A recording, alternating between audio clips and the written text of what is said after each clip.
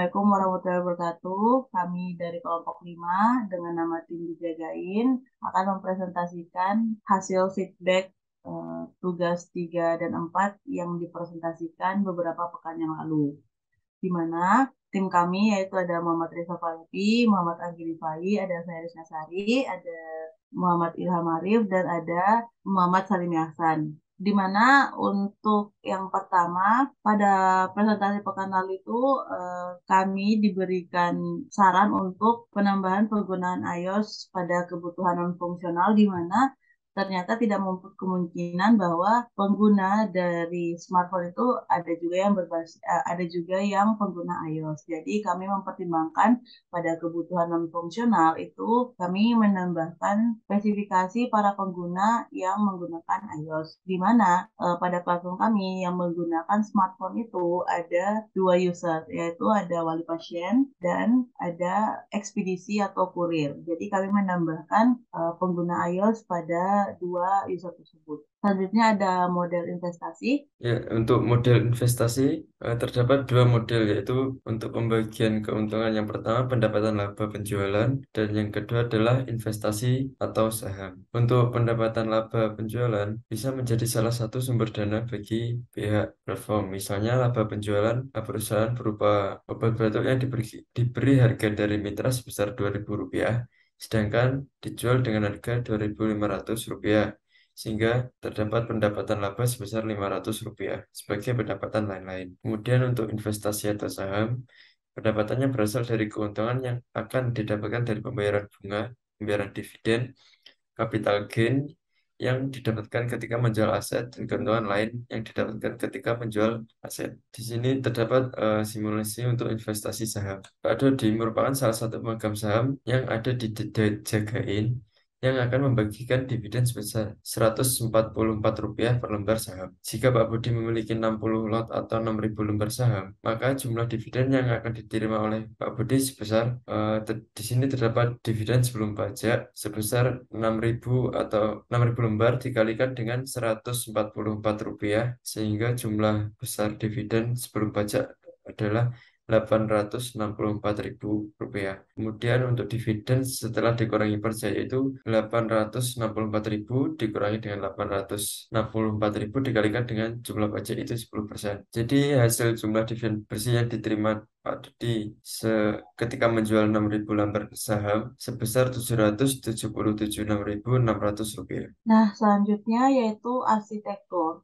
Arsitektur di sini dari pekan lalu itu ditambahkan alur yang menjadi acuan untuk bagaimana kita menerapkan item AI dan IoT kami. Nah, di sini unsur AI yang diterapkan pada platform Dijaga ini yaitu memasang CCTV monitoring untuk para lansia.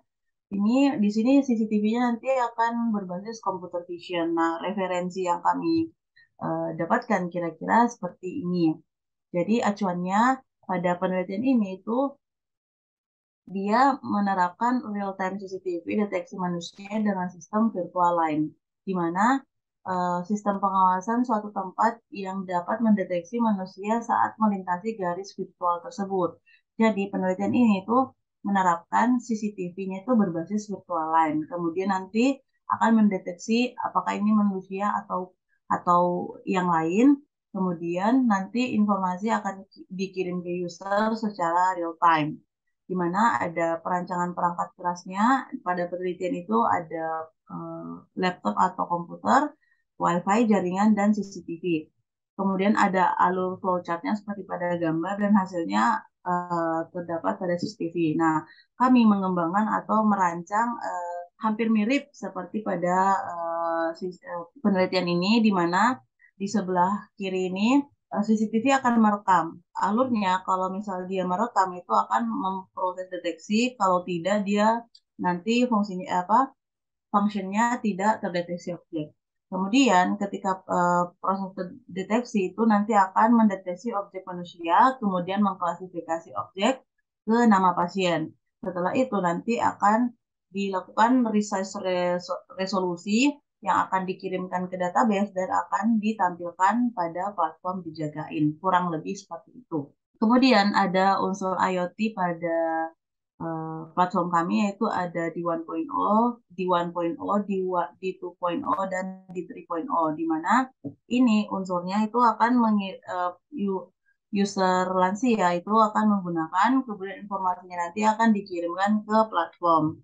Pada penelitian remotely monitoring activity of the elder using smartwatch, di sini sistem ini diusulkan untuk mengidentifikasi aktivitas sehari-hari seperti berjalan, duduk, jatuh, dan lain-lain dengan menggunakan data yang diperoleh dari sensor jam tangan pintar berbasis IT.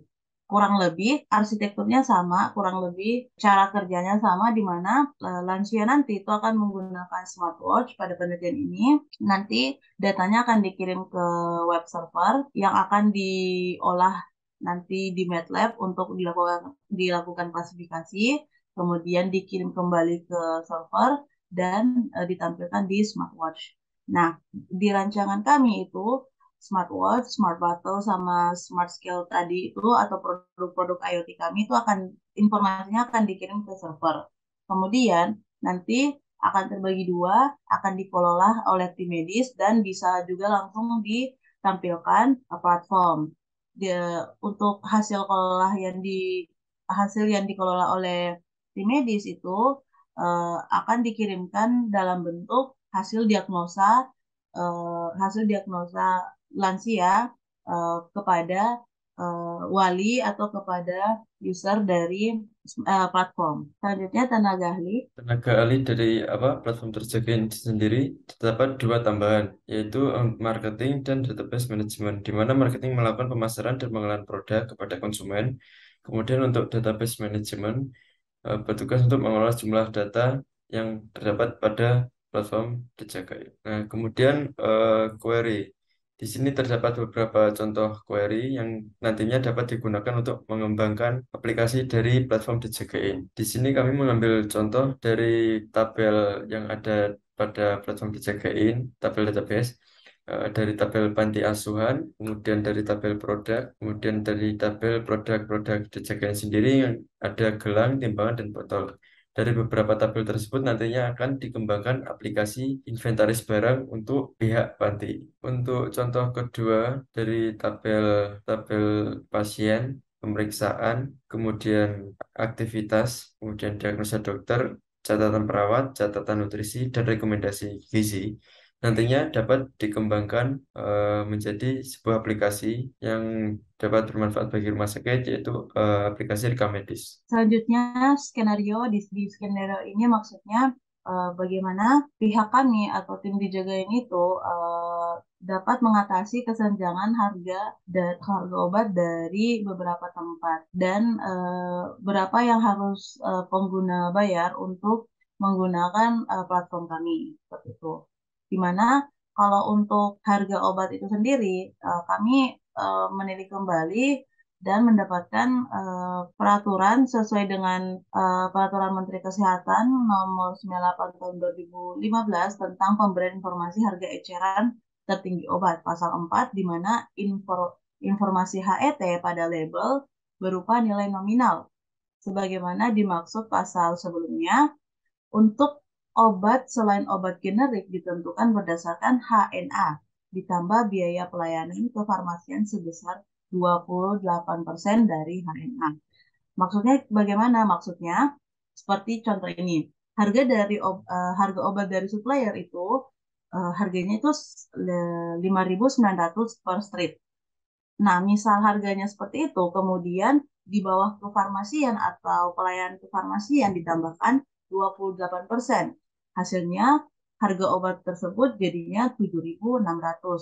Nah, berhubung kami penjagaan itu pihak ketiga memberikan peraturan dengan memberikan batas bawah dan batas atas untuk menghindari pihak-pihak yang nakal ingin mengambil keuntungan yang lebih.